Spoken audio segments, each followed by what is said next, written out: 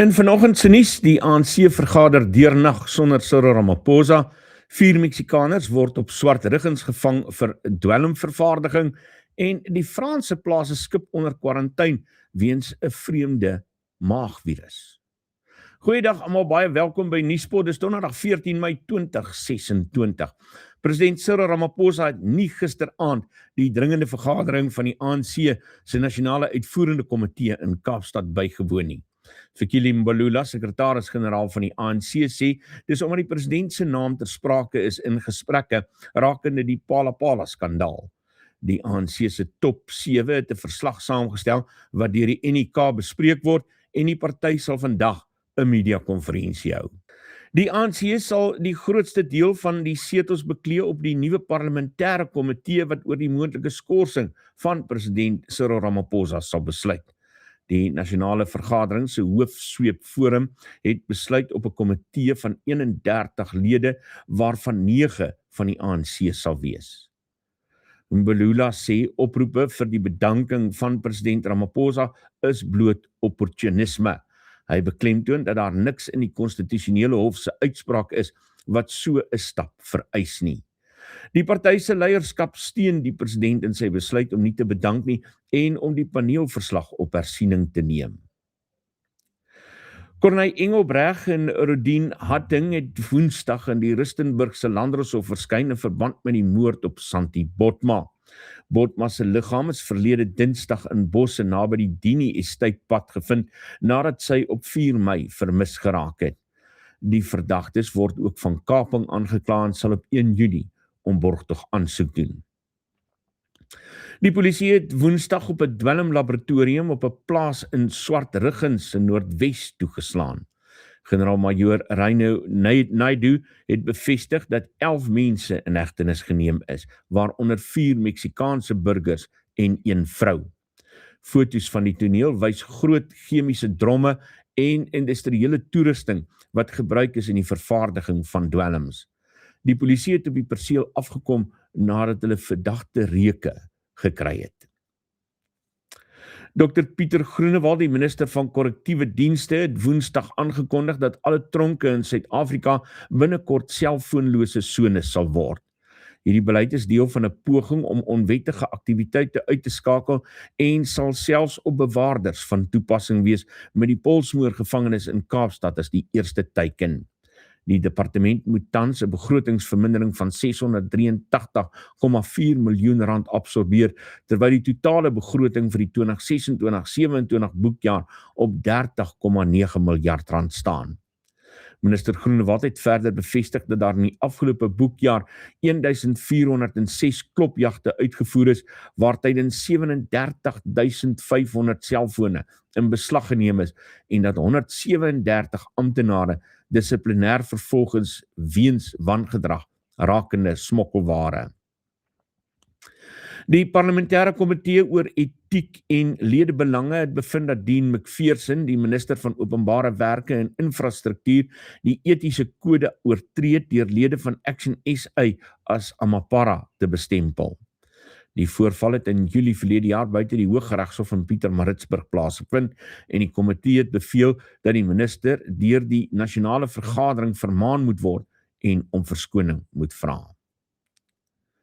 Inwoners van gebiede soos Kamanassie, De Vlugt bo Kouga en Avontuur in die tuinroete streek was Woensdag steeds afgesny weens stormweer. Gerard Otto van rampbestuur by die tuinroete distriksmunisipaliteit sê waterstortings raak nou ook gebiede verby Gourits na Witstrand toe. Spanne word ontplooi om veiligheid te verseker, terwyl sowat 308 mense tans in sale gehuisves word. Fadil Adams, lid van die parlement en leier van die National Coloured Congress, het in sy borgtog aansoek in die Pinetown Landdroshof ontken dat hy nie op 'n amptbesoek was toe hy 2 verhoor afwagtende gevangenes in die Westwall gevangenis besoek het nie. Adams voer aan sy optrede was deel van sy parlementêre verantwoordelikheid. Die staat opponeer sy borgtog en die saak is uitgestel tot Vrydag. Die organisasie Judges Matter het minister van Gesondheid Dr. Aaron Motsoaledi veroordeel vir sy uitlatings oor die onpartydigheid van konstitusionele hofregters in die nasionale gesondheidsversekeringssaak. Motsoaledi het tydens 'n verpleegkundige geleentheid in Ekurhuleni gesuggereer dat regters bevoordeel word deur die private mediese skema PARMED. Die organisasie eis 'n verskoning en sê sy kommentaar ondermyn die onafhanklikheid van die howe. Suid-Afrika het Spanje verlede jaar verbygesteek as die wêreld se grootste uitvoerder van sitrus volgens volume. Volgens die Sitrusgroeiersvereniging het Suid-Afrikaanse boere 2,9 miljoen ton sitrus uitgevoer. Die bedryf staar egter uitdagings in die gesig soos hoë brandstofkoste en logistieke probleme, asook skade aan infrastruktuur weens onlangse vloede. Regter Aubrey Ledwaba is deur president Cyril Ramaphosa aangewys as regter-president van die Gautengse Hooggeregshof, ondanks beweringe van korrupsie teen hom. Ledwaba is voor die Madlanga Kommissie beskuldig dat hy omkoopgeld ontvang het om 'n sakeman op borgtog vry te laat, wat hy ontken. Sy aanstelling tree Vrydag in werking. Buitelandse nuus, die Verenigde State se Senaat het Woensdag Kevin Warsh goedgekeur as die nuwe voorsitter van die Federal Reserve. Die 56-jarige prokureur en finansier is met 45 stemme teen 54 bevestig, wat dit die mees partydige bevestiging van 'n hoof vir die sentrale bank in die geskiedenis maak.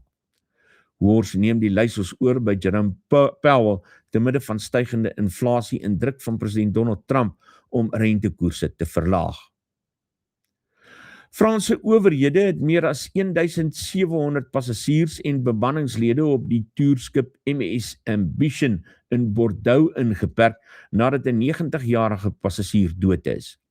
Aanvanklike toetse het norovirus uitgesluit, maar opvolgtoetse word gedoen om die oorsaak van die siekte te bepaal. Ghana beplan om 300 van sy burgers uit Suid-Afrika te ontruim na aanleiding van xenofobiese aanvalle. Minister Samuel Okudzeto Ablakwa sê Ghanese burgers het om hulp gevra weens die geweld. Suid-Afrikaanse owerhede het die aanvalle veroordeel en onderneem om dit te bekamp. President Donald Trump het Woensdag in Beijing geland vir 'n beraad met die Chinese president Xi Jinping. Trump word vergesel deur sakelui soos Elon Musk en Jensen Huang.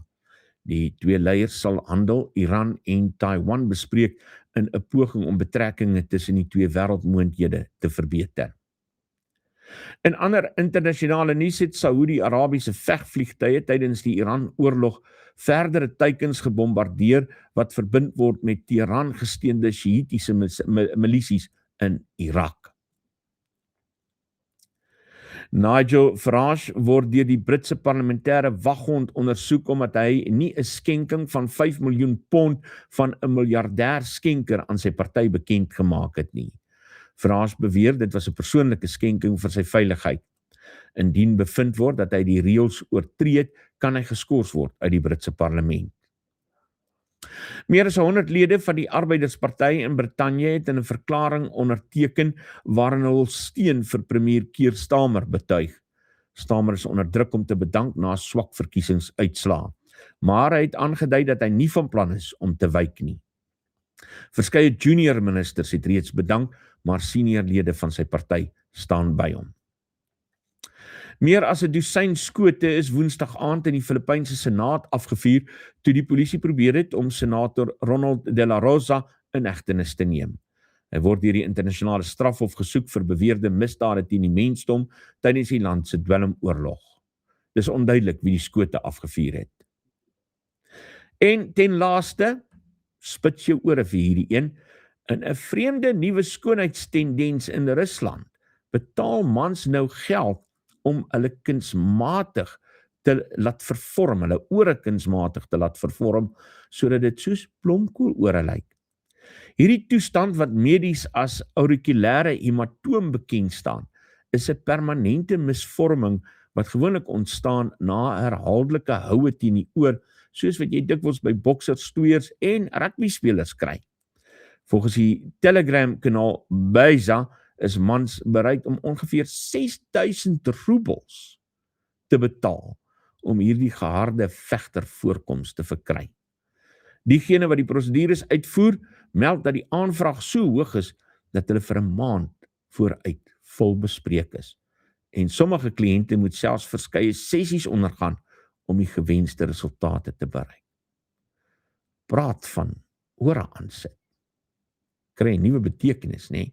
Groetnis. Ons praat weer vorentoe met mekaar.